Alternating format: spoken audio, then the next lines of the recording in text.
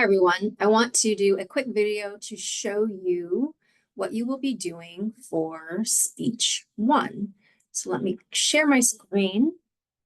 So your first speech, which you will deliver during week 3 of our 7-week online term, is an informative speech. And I've asked you for this first speech to narrow the focus to not just anything that you want to inform us about, but to inform us about something either that is a culture or a cultural tradition or a cultural custom. So this speech will be on something that you choose, and I will have you submitting your topics in, I believe, week 1 or 2, but you are creating a 3 to 5 minute speech using at least 2 outside sources to inform your audience about a culture or a custom. And if I can get my document to load, I will show you that assignment in more detail along with the rubric. But as that's doing that, I will talk a little bit more about what you're looking at. So your goal is to speak for 3 to 5 minutes. For each of your speeches, I give you an over/under of 30 seconds, which means the shortest it can be is 2.5 minutes. The longest it can be is 5.5 minutes before you start to lose points. For this first speech, you are being asked to think about a culture or a custom, and I have defined this pretty broadly.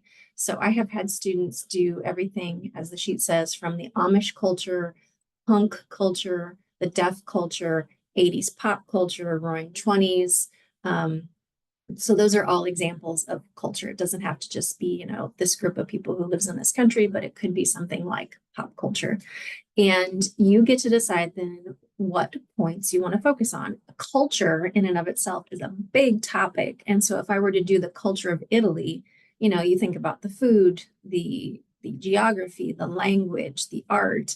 I can't do it justice in 3 to 5 minutes. So I have to decide what components I really want to focus on for my speech, which will require you to do some research. So you might start to think about your own culture, where you come from, your own roots, or you might just want to focus on something that you're curious about, maybe a place you want to visit and learn more about, or just something that is really integral to who you are. So I'm a child of the 80s, and 80s pop culture is one that resonates with me because I grew up knowing those things, but that might not be your definition or interest in culture.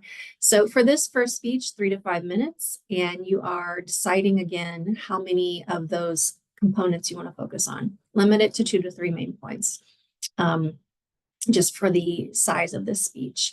So you will submit your topic to me. You will then write a draft of your speech. You will then revise. And while you're writing and revising, you are incorporating the research that you are doing. And one component of public speaking is that you have to verbally tell your audience when and where you're using your sources. So if you have recently taken a writing or English course, you know that you have to do in-text citations for your sources.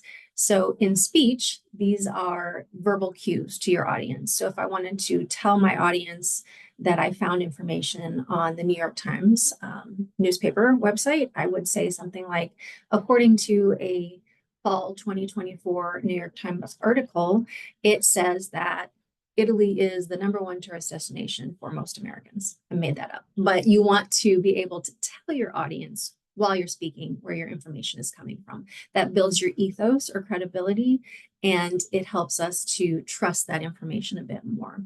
And then once you've created your outline that you submit to me, you create your speaking notes. One thing that I will harp on again and again and again is I don't want you reading your speech to us, because when you read your speech to us, you don't make eye contact. You are likely looking at a webcam that is sitting above your screen, which is what I'm doing right now. I have a little white light that I can look at and pretend that I'm looking at you. And I can tell if I move my eyes down here and start looking at my screen. And if I don't ever look up at that little white light, then my audience feels excluded. The other thing that happens when you read your speech is that you tend to lose the natural rhythm of what a conversation sounds like. You start to sound a little bit more robotic, and you might also start to speak a little more quickly. So I want you to make speaking notes or note cards, and I want you to practice enough times that you are comfortable with the content and flow without needing to read your speech. This is something, again, that I will really harp on. It is something that most students will say when I ask them for feedback at the end of this class. What do you wish you had done more? I wish I would have practiced more. Practice, practice, practice. It can get tedious, but the more you practice aloud, the more comfortable you are with where you're going next in your speech. And you are then able to deliver in a more professional, extemporaneous fashion, which is just a fancy way of saying I can have a conversation using minimal notes to deliver information to my audience. So this first speech is worth 85 points. You will see it is broken down by intro, body, conclusion, delivery, meeting the time requirements, and then your source material or your research. So that is speech number one. In your speech number one, I am asking that you complete it in informal outline template, and this is what that looks like. So I have created this template, if you will, to give you the structure for how your speech should flow. So you start in your introduction with something that gets our attention. Tell a story, give some stats, ask some questions, ask for audience interaction.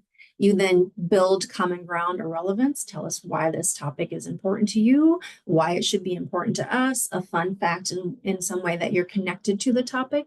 You will then share your thesis. Your thesis will be the main points of your speech and your topic and what you want to tell us about. You might preview in your thesis, so you don't need to repeat that if you do it, but if you don't preview your main points, you would then do it here. A lot of public speaking is repetition. Tell us what you're going to tell us the main meat of the content, and then remind us of what you just told us. Again, limit yourself to about 3 main points. So maybe I'm talking about the food, maybe I'm talking about the art, maybe I'm talking about the music, and then come back to your conclusion with reminding us of your thesis, your main points, leave us with some kind of closing thought. And the last part of this is to show me where your sources are from, which means that you will put them in full MLA or APA citation format. And throughout the body of your speech, and when we listen to your speech, we will hear you reference those sources.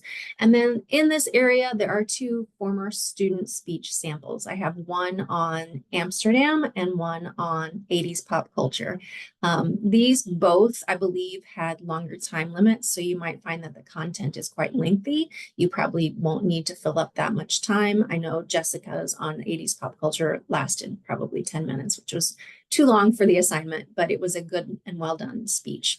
So I'd like you to take a look at those to get an idea of what I'm looking for. These are both speeches that did well in the past, and begin thinking about what you would like to do your first speech on. So pick a topic that, again, you have a personal connection to, you have a curiosity about, you long to go visit this culture or curious about this custom. One thing to note in this speech, because it is informative, I want you to keep it to the facts. This is not the place for you to infuse your speech with a lot of opinion. So if they do something that is strange or distasteful to you as part of their culture, this is not the place for you to say it's gross, it's wrong. You are simply teaching us. You are sharing information that you've learned.